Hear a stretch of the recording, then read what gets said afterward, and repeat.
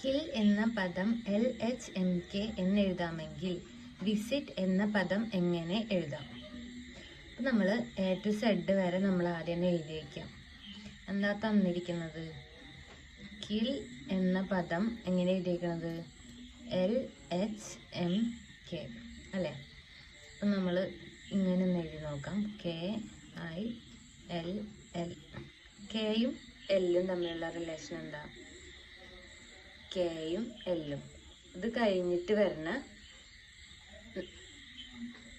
ആൽഫബറ്റാണ് L. Okay. ഐയും എച്ചും. ഐൻ്റെ മുന്നുള്ള ആൽഫബറ്റാണ് H. Okay. ഇനി എല്ലും എമ്മും. എല്ല് കഴിഞ്ഞ് വരുന്നത് ആൽഫബറ്റാണ് എം. വീണ്ടും എല്ലാം എല്ലും കെയും. ഈ എല്ലിൻ്റെ മുന്നത്തെ ആൽഫബറ്റാണ് എന്ത്? കെ. അപ്പം ഇതിൻ്റെ റിലേഷൻ നമുക്ക് മനസ്സിലായി. നമുക്ക് അങ്ങനെ വിസിറ്റ് എഴുതി നോക്കാം. VISIT. ആദ്യം അത് കഴിഞ്ഞ് വരുന്ന ആൽഫബറ്റ്. വി കഴിഞ്ഞ എന്താ ഉള്ളത്? W. ഐയുടെ മുന്നേ എന്താ ഉള്ളത്?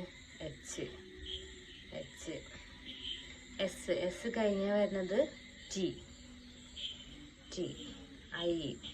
ഐയുടെ മുന്നേ എച്ച്. ടി കഴിഞ്ഞാൽ യു. അപ്പം നമുക്ക് എന്ത് കിട്ടി? WHTHU.